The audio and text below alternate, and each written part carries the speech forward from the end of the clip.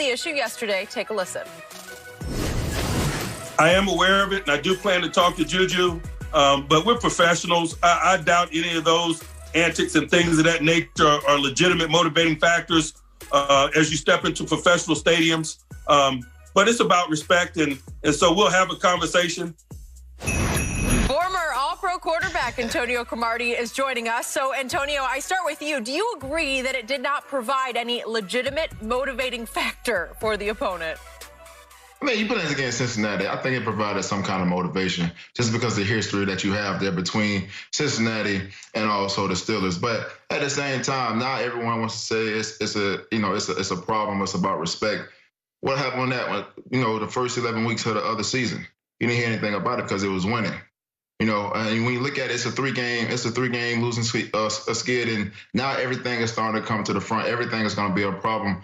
Every little thing that happens, it's going to be, I got to talk to this person. I got to do this. At the end of the day, he's out there having fun, but at the same time, you want to show, like Tom said, you want to show the respect to the opposing team. But he's been doing it for 14 weeks now. So what's the problem now? So before you go Antonio, when you were with Revis and the Jets under Rex, you guys were flying high. If somebody had dared come in and do that to your logo right before they played in your stadium, how would your locker room have responded to that? Honestly, I don't know, because I really didn't. I mean, everything has it between the white lines for me. So anything you do before the game, I don't care what you do. I mean, that's just me. But if you're gonna disrespect me during the game, then we're gonna set it between these white lines. Most of the time, I'm not even worried about what somebody's doing during pregame. I'm also worried about getting myself ready mentally, because I'm still watching film and doing other things that standpoint, getting ready for a game. So I'm not worried about what's no, hell no. Okay. No, you ain't got no business on the logo. You got the 50-yard line. And for the problem that I have is Mike Tomlin knows, as professional athletes, you use any little thing you possibly can gather for motivation. That's what makes the greats great. What Michael Jordan, oh, you said something? Kobe, oh, for real? Oh, Tom Brady, oh, you still think. You use every little thing. But let me tell you what Mike Tomlin, for me, is that I remember a guy that they were winning and they did little gestures like this and they let go unnoticed. His name was Antonio Brown, and later he became AB. It was little gestures like this that everybody, like, when they winning, why you care? Let him have fun. And all of a sudden, that fun turned into something else that you could not control.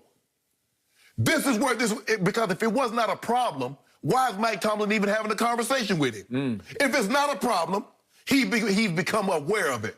So why are you having a conversation? First of all, this should have never been an issue. Because again, Crow, I get why JuJu's doing it, is getting him subscribers on TikTok. But how does it help the Steelers? Because at the end of the day, whatever I do was about helping my team. What does that do to help the Steelers besides paint a bigger bullseye and you see they go head hunting? Now, you can do all that talking. Skip, I knew talking, guys were going to come after me, but I'm going to go back after them. So, go, Crow. You got something else? I mean, I'm just, piggyback on what Shannon said. It's just, I think when you look at it, like you say, every great is looking for something that's going to motivate them to come into a game. But at the end of the day, like you said, why is it now I have to talk to a guy? Why is it now becoming a problem? Only reason it's becoming a problem, like you said, is because they're on a 3-game losing streak. And they're not being able to throw the ball. Now, what the real problem is their offense. It ain't about what JuJu's doing. It's the offense. That's what's the problem. Okay, I hear what you're saying. And I love me some Mike Tomlin, so I appreciate he's trying to say antics aren't legitimate motivational factors. That's everything. Man. Football, I don't know about basketball, Skip, but football is everything. Okay, take it from me, having covered this game for 40-odd years. When it comes to big game, pregame, trash talk from a distance, from city to city, okay, when it's time to kick it off, it gets forgotten. Right. Listen, that logo is sacred to me. And I think it lives in the hearts of people in those locker rooms, the players, and there's still a lot of kids playing the game. I think you're still a kid. It's what they call suspended adolescence, where sometimes you don't grow up. You're still playing Pop Warner in your heart, in your soul, and it's easy to get fired up and motivated, especially as a huge underdog at home against a division rival. You're like, what? He did what? What's the most infamous play in Dallas Cowboy history? If we could see it real quick, that happened. It wasn't pregame, it was in-game. And here he goes as a 49er. He did it on the star. And George Teague said, not in my house. And there are other players who came running also to the defense here, but this is it. It doesn't get worse than that disrespect of that star during a game. Yes. Well, for JuJu to go out on the logo, it's not on the sideline. Right. He is dancing on your logo. Right. Right before the game, and then he is posting it minutes before kickoff. But in this age and social media we live in, that means the other locker room can immediately look at their phones and see, oh, you did it again. You danced on our logo, and you cannot make me believe that was not a big factor in Cincinnati coming out on fire to win that game. Bro, if it was a big factor, they wouldn't have let him do it in the first place. They would have been out on the field, make sure that he didn't do it. That's what I'm saying. This is what I'm getting to. No, I'm gonna get if it's a big motivational factor, they wouldn't have let him do it in the first place. Because he's been doing it for the last 13, 14 weeks of the season.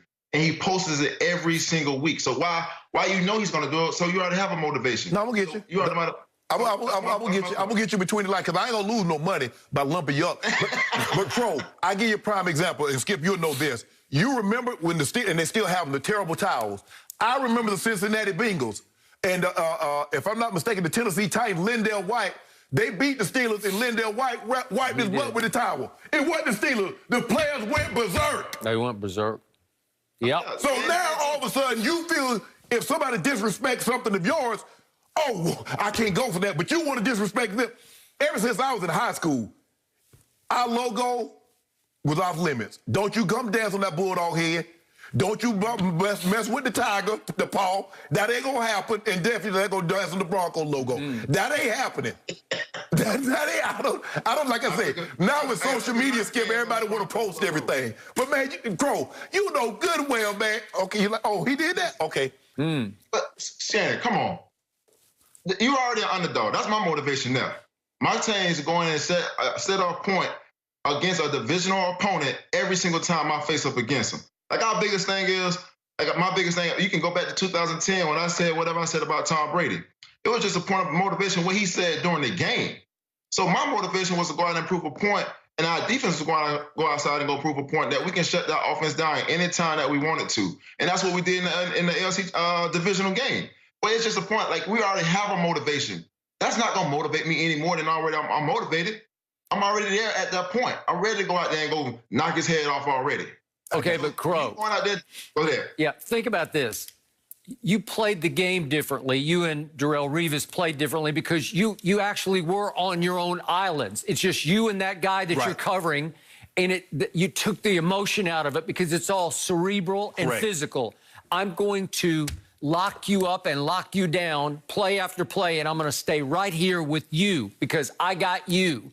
But to me, football is by far the most emotionally driven game because the other guys up in the trenches, they're driven by emotion, right?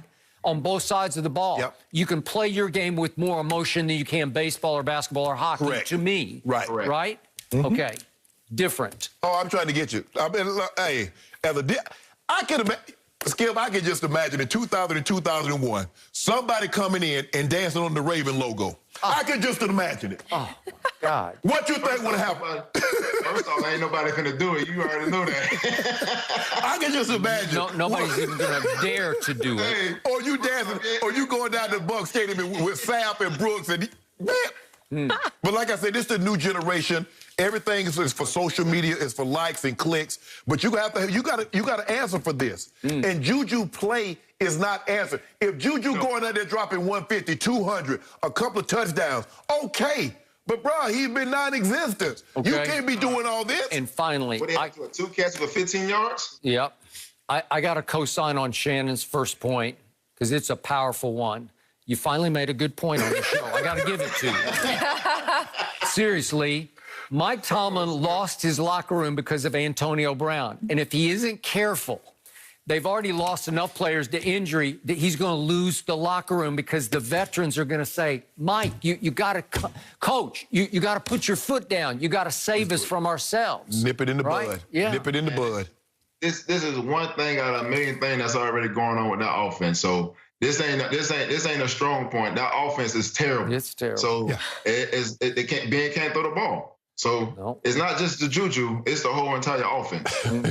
The dancing, the least of their concerns right now. Corvette got a dent in it. I feel old, too, when I don't understand the TikTok situation. Antonio, thank you so much for joining us. Have a great holiday. We'll check in with you soon. Oh, and I love your look today. Very holiday appropriate. Thank you for your time. Next, guys, what could possibly win out over watching LaMelo Ball's NBA debut tonight? Skip and Shannon make a tough choice. Next.